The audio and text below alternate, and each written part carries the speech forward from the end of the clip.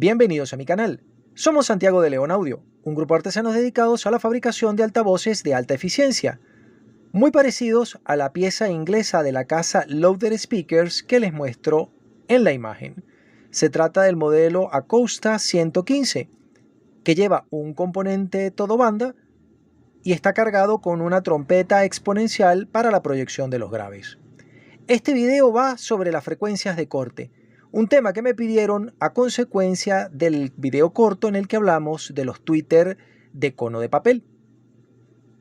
Los primeros altavoces no tenían varios parlantes, tenían un solo parlante que trataba con sus limitaciones de cubrir toda la banda audible. Así que los crossover no se conocían, no había frecuencia de corte. Al principio era muy sencillo reproducir la banda que se grababa porque iba de 100 Hz a 8 kHz y eso un parlante más o menos bien diseñado lo podía hacer bien. Esto se complica con el paso del tiempo cuando llega el registro de banda ancha, es decir, de 50 Hz a 15 kHz o mejor de 20 Hz a 20 kHz.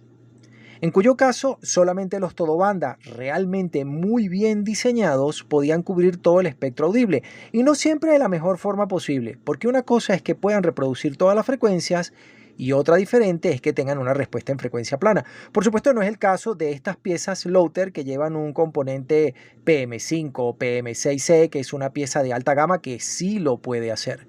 Me estoy refiriendo a la solución de sonido de alta fidelidad de medio y de bajo costo.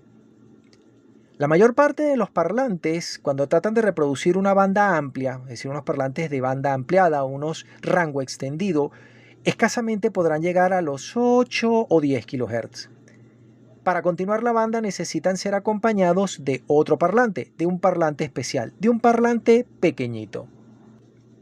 En mi blog Santiago de León Audio van a conseguir la descripción de unos altavoces que nosotros hicimos inspirados en las Loader Acosta, que se llaman KS611, que están descritas con todo detalle. Esto que vemos aquí es el principio de funcionamiento de ese tipo de caja. La proyección se hace a alta presión y se va bajando la presión del sonido a medida que aumenta la sección transversal de la trompeta y eso produce un efecto de acople de impedancias que aumenta la eficiencia del parlante y permite corregir la respuesta en frecuencia. Esto es mucho mejor que un puerto bass reflex y permite extender los bajos que el pequeño componente, que es básicamente un reproductor de medios y agudos, podría originalmente haber dado. En esta descripción aparece cómo es que las hemos fabricado, cómo es que las hemos diseñado y qué hemos hecho nosotros para hacer nuestra propia versión de estas piezas.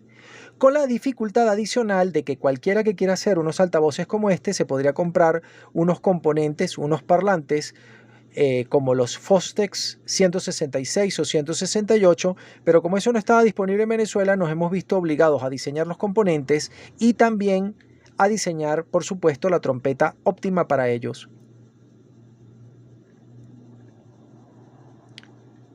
Pero los parlantes, cuando no están optimizados para reproducir el extremo más agudo de la banda, solo llegan hasta los 8 o 10 kHz. Con lo cual, una solución mucho más económica que hacer todo esto es utilizar un gabinete bass reflex y acompañar el parlante de rango extendido con una pieza pequeñita, con un buffer pequeñito. Recuerden que mis videos no son totalmente precisos ni históricamente rigurosos, porque yo tengo que censurar y amuñoñar el contenido para que pueda caber en un video de no más de 20 minutos, porque si no sería fastidiosísimo de ver. Así que las imprecisiones, por supuesto, las pueden comentar en el foro que ofrece YouTube para tal fin, pero entiendan ustedes que tengo que compactar la información para que quepa y que sea digerible. Unos altavoces que se diseñaron siguiendo más o menos esta regla, no exactamente, pero me sirven perfectamente de ejemplo, son estas bellísimas piezas Pioneer CS100, creo que del catálogo de 1964 o tal cosa. Estas bellas piezas, que no tienen nada de malo y que en realidad suenan y funcionan maravillosamente bien, y que tienen una construcción muy buena y que están acabadas en un buen material, aunque la caja es de Visopani, entonces pues no ofrecerá esa calidad de sonido que ustedes están imaginando que podría tener. Ciertamente se fabricaron con el concepto de repartir el espectro audible en 2 o más parlantes.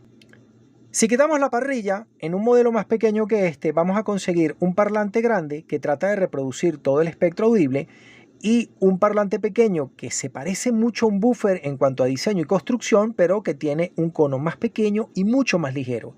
Este cono puede pesar unos 20 gramos, mientras que este cono puede pesar unos 2 gramos. Al pesar 2 gramos y al ser más pequeño, puede reproducir la parte alta del espectro audible. Entonces se lo usa como un reproductor de agudos, o llamaríamos tweeter. En este caso este parlante tiene más componentes, pero eso no nos interesa. Lo que nos interesa es este componente que está acá. Como este parlante, el parlante grande, puede reproducir hasta los 8, 7, 6 kHz, lo que hace es que se corta a este reproductor de agudos, que ahora llamamos tweeter, justamente a esas frecuencias. Los primeros altavoces que tenían dos componentes utilizaban una frecuencia de corte bastante alta. Era común conseguir frecuencias de corte de 9 kHz, 7 kHz y en algunos casos 5 kHz. Esto no suena mal del todo, de hecho es una solución que funciona perfectamente, pero tiene una limitación.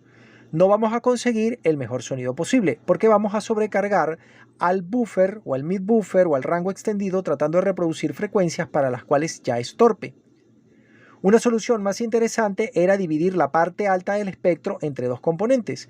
Entonces dejábamos el extremo agudo a esta pieza y un extremo no tan agudo a una pieza semejante, aunque en esta foto parece que los dos son iguales, pero según el manual del fabricante, esto es un tweeter, esto se lo agregaron después, esto es un tweeter y esto es un midrange, esto es un rango medio. Como yo critiqué en un video anterior, la gente parece que no conoce otro tipo de altavoz que no sea el monitor de estudio de campo cercano, que nunca debe ser utilizado como un altavoz de alta fidelidad. Habrá un video dedicado a explicar el por qué. No es mi opinión, es una realidad técnica. Pero esta foto me sirve perfectamente para mostrarles los JBL 4301 Studio Monitor. Son unos monitores de estudio de campo cercano que tenían un tweeter ligeramente diferente y que habían modificado su diseño para conseguir un rendimiento ligeramente mejor. Los JBL 4301 son los hermanos pequeños de la serie de altavoces monitor de estudio de uso profesional, justamente para estudio de mezcla y estudio de grabación y estaciones de radio. Estas piezas llevan un midbuffer de 10 pulgadas acompañado por un tweeter que ya no es un tweeter de cono de papel, pero que tampoco es un tweeter de cúpula, es el tweeter de la transición. Es un tweeter que tiene sus limitaciones, pero que suena más que razonablemente bien, aunque como vimos en la foto anterior, la gente no le gusta hoy en día cómo suena y lo sustituyen por otra cosa. Ese es el único pero que le ponen a estos altavoces. Mucha gente que los ha tenido en Venezuela me ha pagado para que yo sustituya estos tweeters de papel que él trae por unas piezas nuevas que sean de seda, por unas cúpulas de seda. Aquí podemos ver cómo son estos altavoces que tienen un diseño muy interesante y aquí podemos ver, esta es la mejor foto que conseguí en todo internet para que los puedan apreciar de los tweeter. Estoy en el blog Stereo Mono. Este tweeter es un tweeter que no tiene ya 3 pulgadas, 3 pulgadas y media, 2 pulgadas y media como los primeros tweeter, los abuelitos de los tweeter modernos, sino que ya lo que tiene es 1.8, 1 3/4 de pulgada de diámetro. Sigue siendo un cono, pero tiene una cúpula en el centro y tiene una suspensión periférica de goma embebida en una pasta especial que no se seca nunca. Entonces es pegotosa y se le pega el polvillo y tal cosa. Estos tweeter ya no se cortan a una frecuencia enormemente alta como antes. Si vemos lo que declara el fabricante acerca de sus altavoces, que está aquí, tienen una respuesta en frecuencia muy limitada, no bajan a 45 Hz, no lo pueden hacer, bajan como a 50, 55 Hz y los tweeter, incluso este que es un tweeter evolucionado de papel, no pueden llegar a 20 kHz, ni siquiera a 17 kHz. En este caso, y este que es un tweeter especial y evolucionado sobre un tweeter de cono de papel convencional, solo llega a los 15 kHz. Entonces la respuesta en frecuencia declarada por el fabricante, si los colocáramos en la sala correcta, va de 45 Hz a 15 kHz más menos 3 decibeles. Aunque yo sé que esos bajos no los da porque he reparado varios de esos. Siempre he querido comprar uno, pero no lo he comprado. La admisión de potencia es muy limitada, porque son unos monitores de estudio. Los monitores de estudio no se usan a alto volumen. Casi siempre tienen una admisión de potencia de 5, 10, 15, en el mejor de los casos 25 vatios eficaces. Esa y otras razones es lo que me hace, o por lo menos a mí me parece sumamente cómico y estúpido, que la gente ponga unos Super Power clase A de 800 vatios por canal para unas cornetas que lo que llevan son 15 vatios, porque esos altavoces no están pensados para oír música. Los monitores de estudio de campo cercano son unas herramientas de trabajo. La descendencia de esos altavoces, pero ya con propósito doméstico, es decir, como altavoces de alta fidelidad para el hogar, son estas piezas. Curiosamente llevan el mismo buffer, llevan exactamente el mismo buffer, que ha sido modificado para soportar ahora una potencia de 30 vatios eficaces, 60 vatios pico. Pero, salvando el problema de los tweeter, ahora han agregado un tweeter nuevo, un tweeter de cúpula. Y se han dado cuenta de un problema que voy a intentar plantearles. Cuando a un parlante de graves, a un parlante grande con un diafragma pesado, tratamos de encargarle reproducir frecuencias altas, es posible que él tenga la capacidad de reproducir esa gama de frecuencias e incluso es posible que tenga una respuesta en frecuencia plana.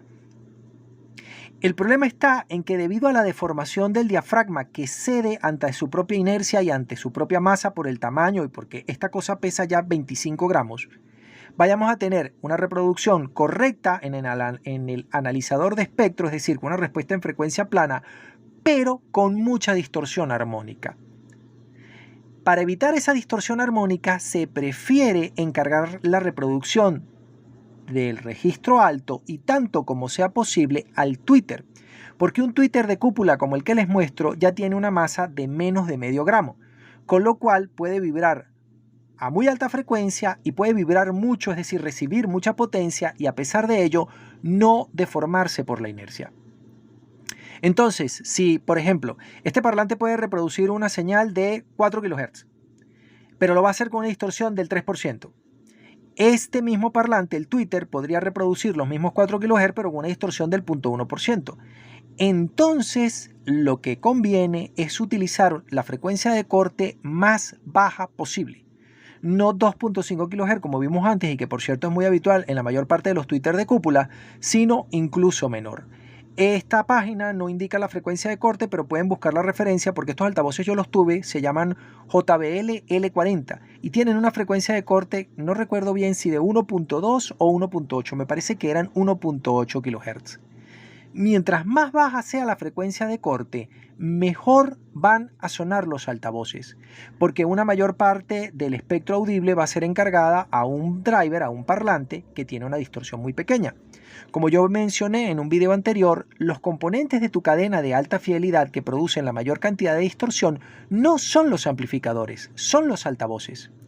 Entonces tener unos altavoces en el que el fabricante se ha esmerado en conseguir la menor distorsión posible es muy interesante. Estos altavoces, estos JBL L40 suenan particularmente bien por una razón. El espectro audible al que el oído es más sensible a la distorsión, es decir, desde los 2 hasta los 8 kHz, es completamente reproducido por el tweeter, mientras que en todos los altavoces que les mostré antes es reproducido por el buffer o por el mid-buffer, como lo quieran llamar, en cuyo caso está contaminado de la distorsión armónica que produce la deformación por inercia del diafragma del parlante. El diseño moderno tiene dos soluciones. Les muestro estos altavoces porque se los he mostrado antes y seguramente muchos han tenido la oportunidad de oírlos porque son piezas relativamente sencillas de conseguir. Aquí lo que se ha hecho es lo siguiente. La reproducción del registro grave se ha encargado a dos buffers apareados cuya impedancia en paralelo baja hasta los 3 ohmios. No importa. La reproducción de los agudos desde los 3.5 kHz se ha encargado a unos tweeter que ahora tienen un diseño más moderno. Son unos tweeter de cúpula de aluminio laminado por capas. Es un diseño especial que hace que su propia distorsión sea aún más pequeña. Y para reproducir esa parte del espectro en la que nuestro oído es tan sensible a la distorsión entre los 2 kHz y los 8 kHz, se han encargado estos midrange que tienen un diafragma que es muy ligero y muy rígido para que tenga la menor distorsión posible. Entonces, el diseño moderno, no me refiero a estos altavoces en particular, sino que el diseño moderno es encargar a los midrange reproducir el espectro audible, el espectro de voz, perdón, el espectro vocal que iría entre los 300 Hz hasta los 2 kHz, 3 kHz y reproducir los 3 kHz en adelante por los tweeter. Esa es más o menos la convención de diseño. Hay altavoces que usan una frecuencia de corte más baja para tener más calidad y hay otros altavoces que utilizan una frecuencia de corte más alta para reducir el costo del crossover, porque han de ustedes de entender que mientras más baja sea la frecuencia de corte, más costoso es el filtro crossover. Una idea diferente fue presentada por la gente de Mission, no con este modelo de altavoz en particular. No recuerdo con cuál modelo de altavoz a estas alturas de mi vida, pero sé que lo hizo la casa Mission. Su propósito era diseñar un tipo de tweeter también de cúpula, porque los tweeters de cúpula sí pueden llegar cómodamente a los 20, 22, 24 kHz, depende del diámetro y del material, pero hacer un diseño de tal manera de obtener una frecuencia de resonancia tan baja que le permitiera al tweeter cortarse a una frecuencia bastante más baja. Eso hace muy costoso el filtro crossover, eso complica la implementación, pero permite que la mayor parte del registro armónico del registro vocal de 300 Hz a 5 kHz, registro armónico, el registro vocal de 2 kHz en adelante, fuera reproducido por el tweeter, de tal manera de que la distorsión del midbuffer fuese muy pequeña. Los midbuffer tienen una distorsión armónica bastante pequeña dentro de la banda que les toca reproducir a ellos, es decir, alrededor de los 300, 400, 500, 800 Hz, su distorsión es muy pequeña. Pero a medida que aumenta la frecuencia y se acerca a su frecuencia crítica, la distorsión aumenta en forma importante. Entonces, lo que quería hacer Mission, y lo que hizo con un diseño en particular, no recuerdo cuál modelo de altavoz, fue cortar sus tweeters en 1.2 kHz. De tal manera de que la mayor parte del espectro audible donde el oído es sensible a la distorsión quedara reproducido por el tweeter, porque el tweeter tiene una distorsión que es mucho más pequeña que la del midbuffer. Este tema es analizado con todo detalle en la página española PCP Audio, justamente en la sección en la que hablan del diseño de los filtros crossover, que les recomiendo ampliamente ver. Hago todas estas referencias porque el señor de las 8 estrenamos ha criticado fuertemente el canal y ha estado muy molesto conmigo y con el contenido, pero no me ha terminado de decir ¿por qué está molesto? Es decir, ¿en qué no está de acuerdo? Me llama mucho la atención que el comentario de una cantidad de entusiastas, una pequeña cantidad de entusiastas, pueden verlo en el foro de preguntas de los videos, no están contentos con lo que yo he comentado porque es muy contrario a aquello que les habían dicho en las revistas especializadas y en la publicidad. Entonces han tomado que yo soy la persona que les está diciendo cosas que son incorrectas y no han buscado verificar entre los blogs especializados a ver por qué yo estoy diciendo aquello que les he comentado. Ahora vamos un paso adelante en esta técnica. Hay un fabricante que se dio cuenta que hacer altavoces de 2 vías es más sencillo y más barato y más fácil de poner a punto que hacer un 3 vías, pero que se había planteado la necesidad de reproducir todo el registro armónico vocal con el driver de agudos. Entonces se inventó esto. Montó vamos a llamarlo tweeter, el reproductor de agudos, dentro de una trompeta, porque la trompeta funciona como un ecualizador y permite extender la respuesta en frecuencia a frecuencias más bajas. Por ejemplo, estas trompetas están sintonizadas creo que a 750 Hz por su tamaño, quitándole a este enorme midbuffer de 15 pulgadas la responsabilidad de reproducir el espectro vocal. No porque no lo pueda hacer, porque sí que lo puede hacer, sino porque su distorsión va a ser bastante más grande que la del driver de compresión montado en una trompeta. Siguiendo esa misma idea, nosotros decidimos desarrollar 3 monitores de estudio para nuestro catálogo. El KS607, el 707 y el 807, que son más o menos como la JBL, como la Salteclancin 14 y la Salteclancin 19 y las nuevas JBL 4325, 4330, 4320, perdón, 4425, 4430, 4435.